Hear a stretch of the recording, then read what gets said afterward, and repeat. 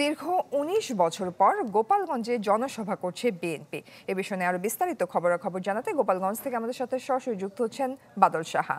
বাদল, বিএনপির এই জনসভার বিস্তারিত জানাবেন। জয়ী, কিছুক্ষণ আগে কিন্তু সমাবেশ স্থলে কেন্দ্রীয় নেতৃবৃন্দ যোগ দিয়েছেন এবং ইতিমধ্যে কিন্তু রয়েছে তাদের কিন্তু বক্তব্য চলছে।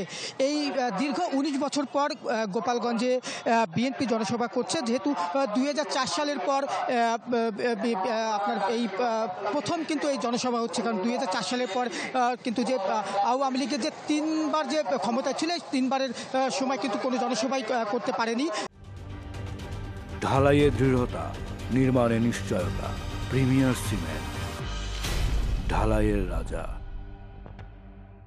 ফলে এই জনসভাকে কেন্দ্র করে নেতাকর্মীদের মাঝে কিন্তু উৎসবের আমেজ বইছে। ইতিমধ্যে যে জনসভা স্থল, এই জনসভা স্থল পুরোপুরি পরিপূর্ণ হয়েছে এবং নেতাকর্মীরা মিছিল সহকারে সকাল থেকে কিন্তু এই জনসভা স্থলে এসে যোগ দিয়েছেন। আর এই কিছুক্ষণের মধ্যে কিন্তু যারা কেন্দ্রীয় নেতৃবৃন্দ এই জনসভায় এসেছেন তারা বক্তব্য রাখবেন। আর একটি বিষয় হচ্ছে যে এই জনসভাকে কেন্দ্র করে গোপালগঞ্জের কিন্তু বিভিন্ন স্থানে ব্যানার, ফেস্টুন সহ সড়কে সড়কে তোরণ নির্মাণ করা হয়েছে। আর এই জনসভাকে কেন্দ্র করে যাতে কোনো ধরনের অপ্রীতিকর ঘটনা না ঘটে সে বিষয়ে কিন্তু প্রশাসন বিশেষ নজরদারি রয়েছে এবং ব্যাপক নিরাপত্তা ব্যবস্থা জোরদার করা হয়েছে।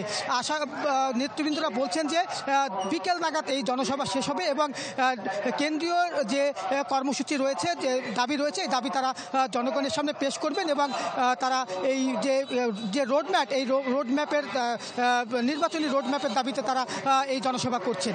এই ছিল আমার কাছে গোপালগঞ্জে বিএনপির জনসভার সবশেষ খবর। বাদল, ধন্যবাদ আপনাকে।